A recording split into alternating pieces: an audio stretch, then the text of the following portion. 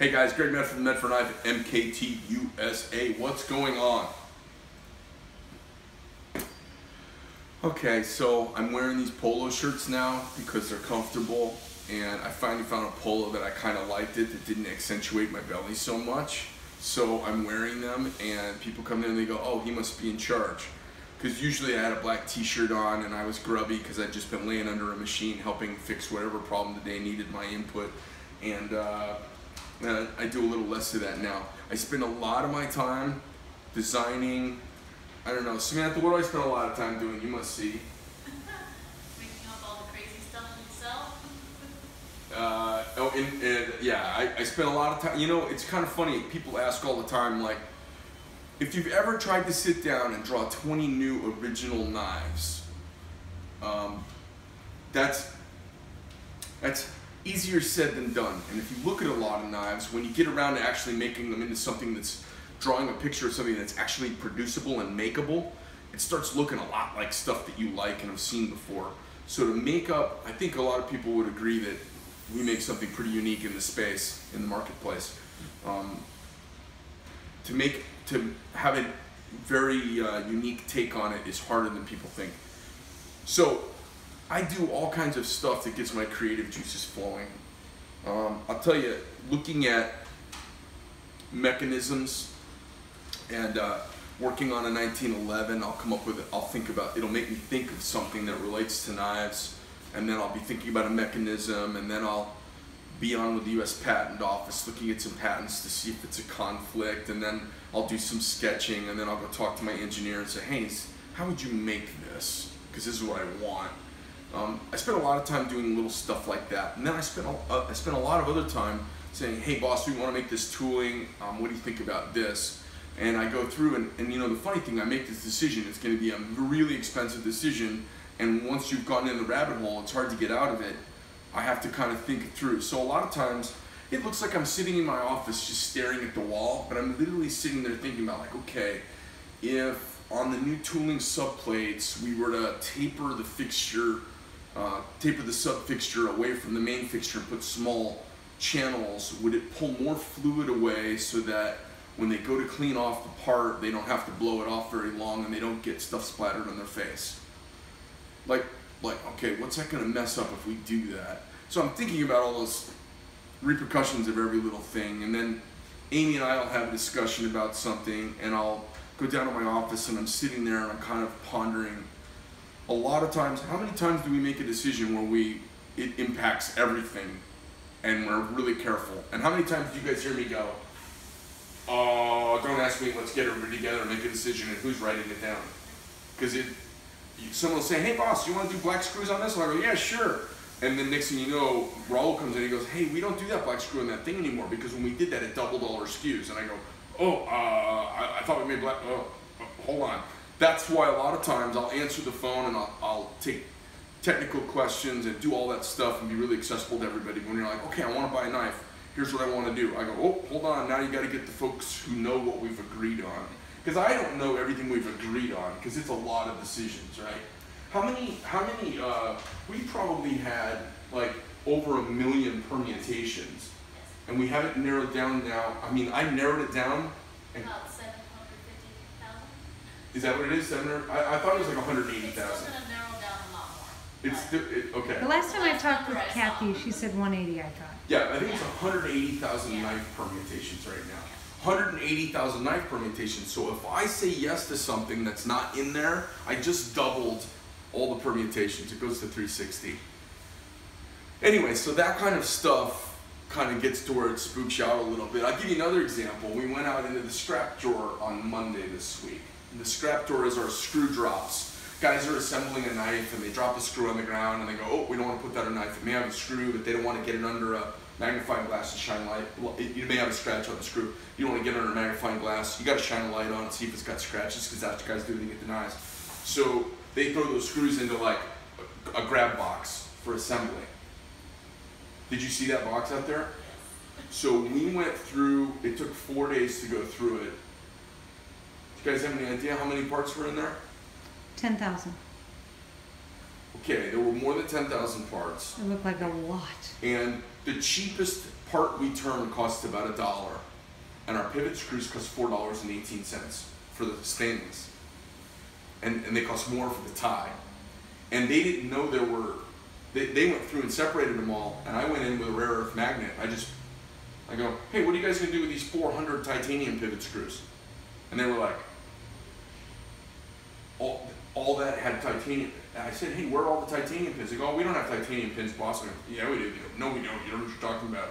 I took a magnet, pulled it off, and I go, what about these 300 pins right here? And they were like, so we went through. They were literally, I think it came down to about $45,000 worth of hardware. Unbelievable. We pulled out of one It drawer. gives me a heart attack. Like, I know, people don't even realize it.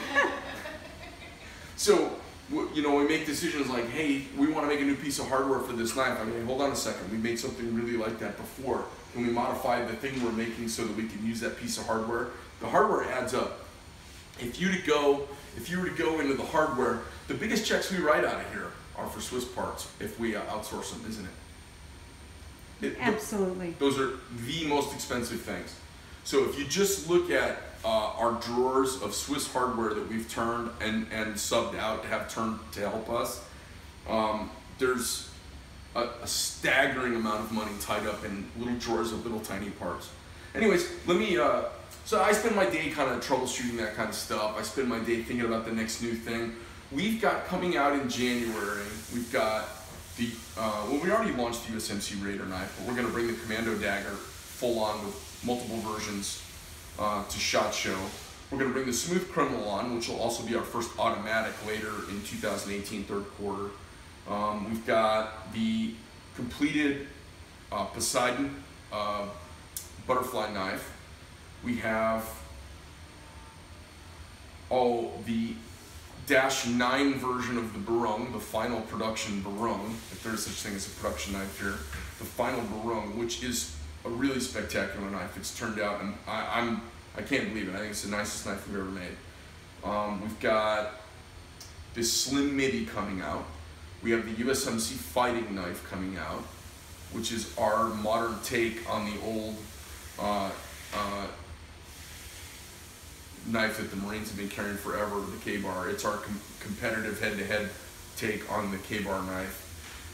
And then there's one or two other things I'm forgetting them right now, but we've got a lot of really cool stuff coming out. So while that's going on, we're in the middle of all the tooling for that, and we're getting our hands on the prototypes. I'll show you a prototype right now if you want. Our first button lock folder. And then I'm working on mechanisms for our first automatic knife. And then we've got our first, my patented lock design called the LOC over center, which is a lever over center locking knife, which is really, really cool. It's a spring-loaded cam following lock. Very, very cool knife that I've been working on the patent for like a year. And I originally did the product I originally designed it for a major knife, one of the big 3 knife companies in the US.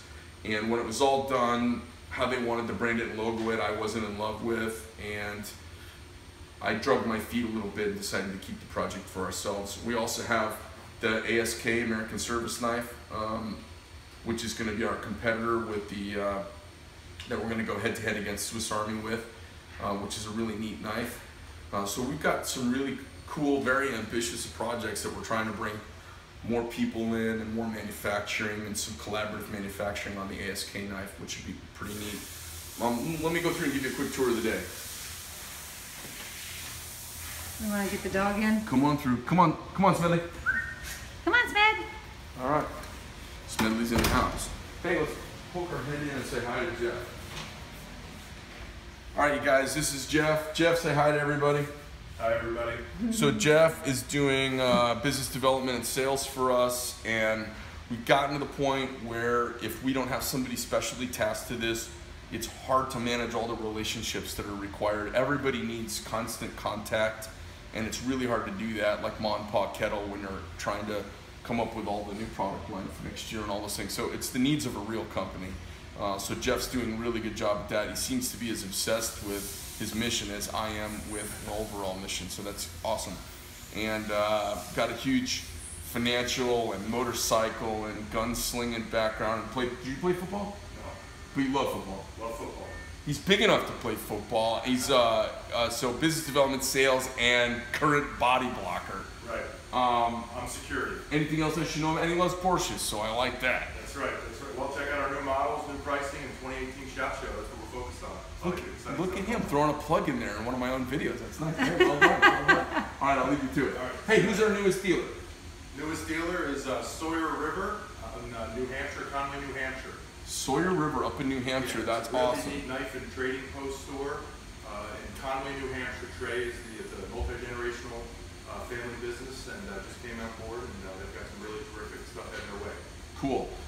So we've got this kind of plan for, we want 50 and 50. We want somebody in every state representing our product really solidly with a direct relationship. And I think if all of you out in YouTube land, if there's somebody out in your neck of the woods that you think would just be an awesome compliment to the zeitgeist of our company and the way I roll, then let us know, because we don't, I mean, hell, we don't know everybody. And if you've got somebody you've talked to that you're like, man, their stuff, Medford stuff should be in their store, call us up or put it in the doobly-doo down at the bottom, and Jeff and I will look at the bottom. And I mean, it's the best recommendation we never get from somebody like you guys. We're trying to bring our knives to the world. That's the deal. All right, cool. We'll let you do it. Thanks. See you later. Come on. Amy, are your arms sore yet? We're getting there. I gotta get to the gym more often. Yeah, she's doing some curls. Let's see, what do we got going on out here? Mr. Lou, what's happening today? So we got a batch of emballés headed out of here. Emballé. These are headed out to Kroll, right?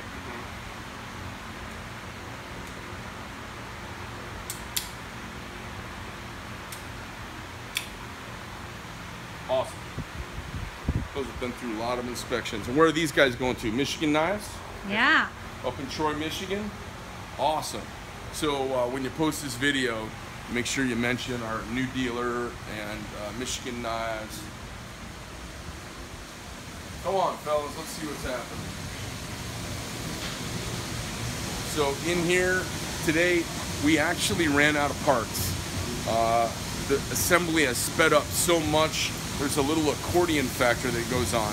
So I have a lot of housekeeping that needs to be done, usually around Christmas time every year. They've been pre-doing the housekeeping, so we won't have to do that. And then starting on Tuesday, we have a huge amount of our coating stuff coming back, so it should be a big deal. Hey Raul, how's it going? Good. What are you working on today? We're doing a video, so I'm throwing you in the middle of it. What are you working on? Anything cool? Not really. We're working on the brine. You can show them that one. Lots of little stuff. Is it running over there? Also, okay, cool. Thanks. You guys are grinding like crazy. You know, if you guys watch, Chris over here, he's grinding and what looks like it might be an emballé, doing finish grinding on it. It is an emballé. Oh no, he's doing a Theseus. You'll notice it's freehand ground, no jigs, no fixtures. Really old-fashioned. Come on.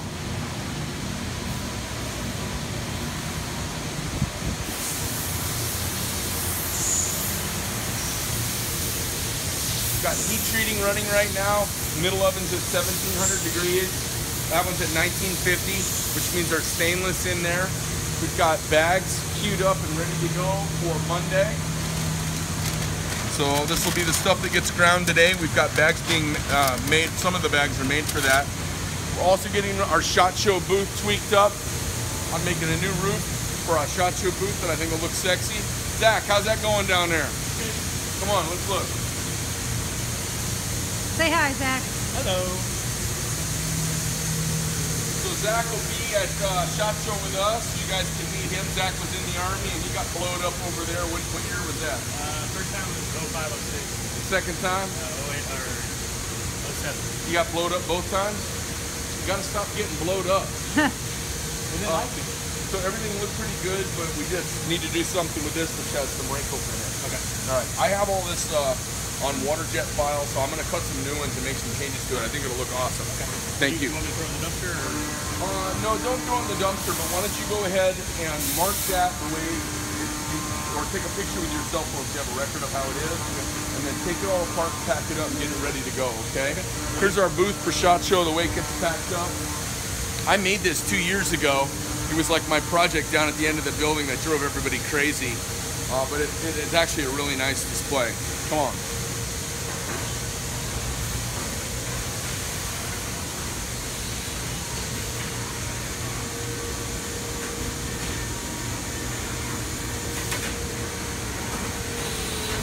What are you making, Devin? What are we making here? We are running Genesis blades? Genesis blades here. Genesis blades. Got some blades headed. 1/870 side. And then down here we're making the new barung. What's really cool about this barung is everything on this thing has been machined and made it to itself.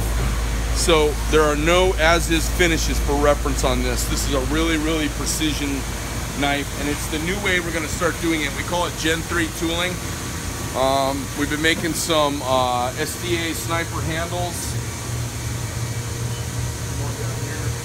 We've got 2 new mills coming in.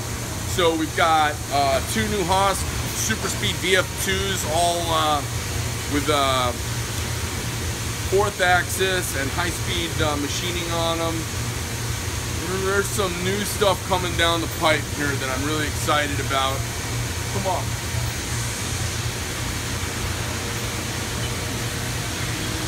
Have you guys made my Smooth Criminal parts yet? Do they have the contours on them? Where are they at? Pulling them out. They're pulling them out right now. First time ever. How'd they come out? He was just checking the parallelism. And what was it within? 5/10. It was within 5/10. That's nice.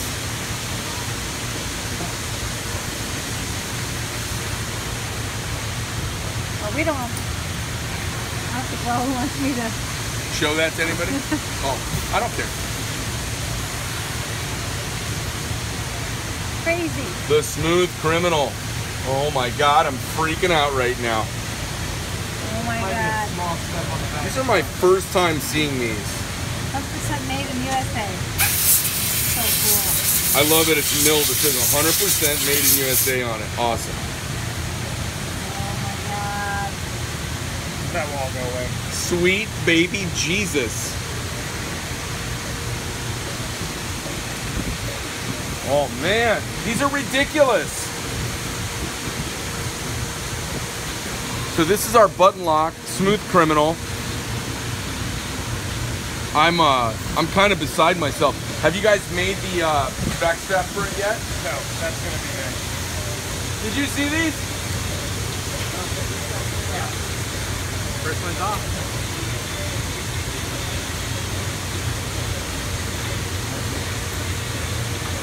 It says they have 5/10 parallelism.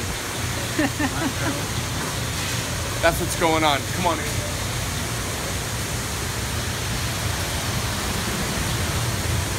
Water jet's running, Okamoto's running, the clip mill's running. Oh, hey, come on, I'll show you one other thing.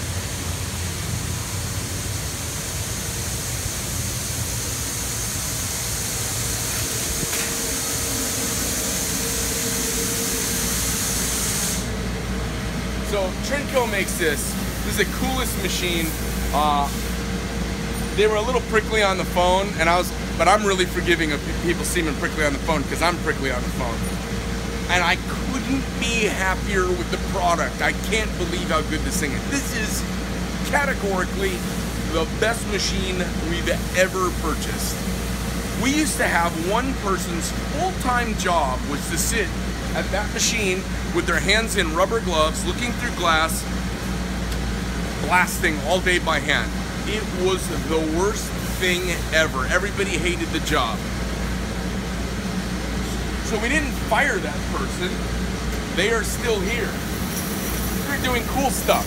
And now, this machine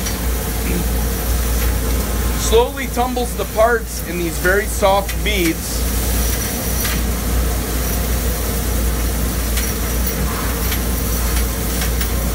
And these jets blast it off. So I'll turn this back on. So now, nobody has to sit there and breathe the dust. Nobody needs to be around or listen to the machine with hearing protection on. The air is filtered here. You'll see it's dust-free and clean on the floor around it.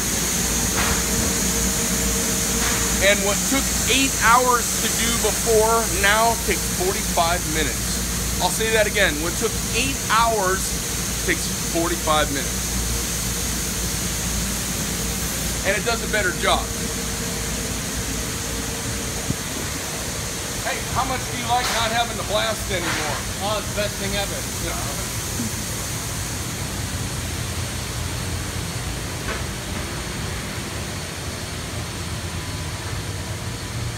It's Donut Friday.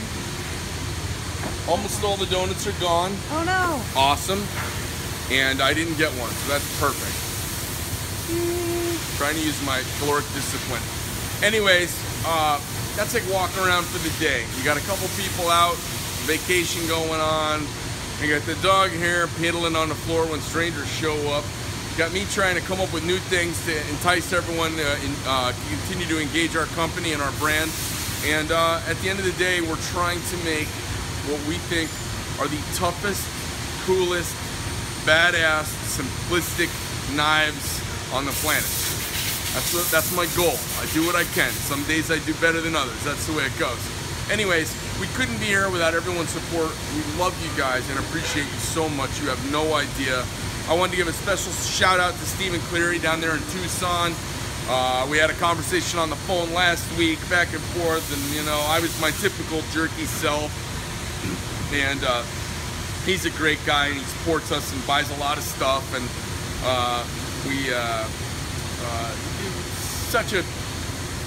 he's been such a Gracious. What's that? He's very gracious. Gracious and loyal patron of our company, so we really appreciate it. He's made some really cool metal art for us that you'll see popping up on the walls around here, so we want to shout out to Stephen and say thanks for that. And he's actually getting the very first Smooth Criminal, which will be kind of cool.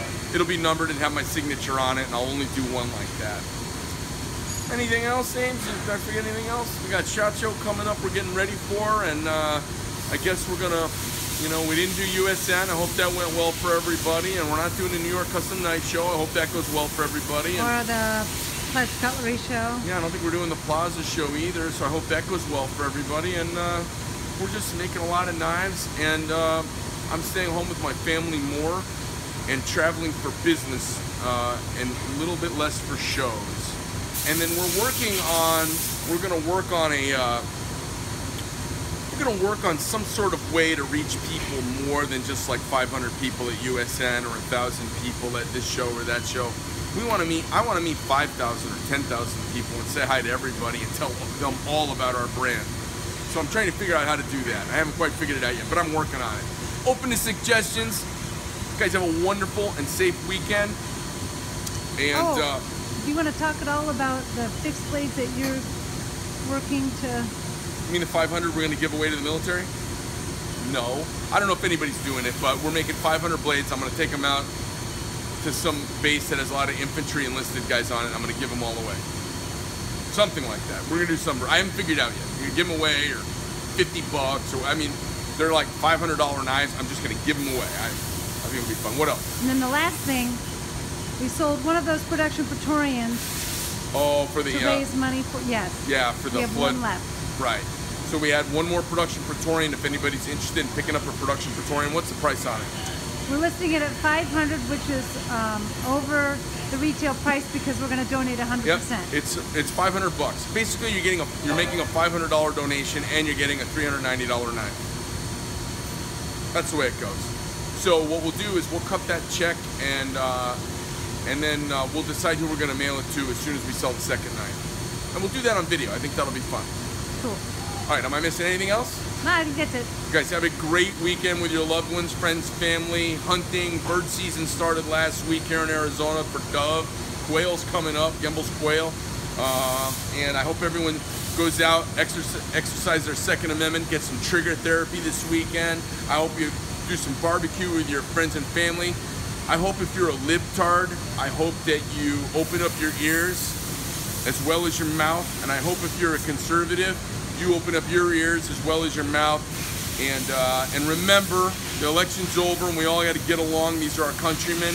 And I wanted to leave on this thought. I think people on the left are very smart and they're very right. And I think people on the right are very realistic and pragmatic.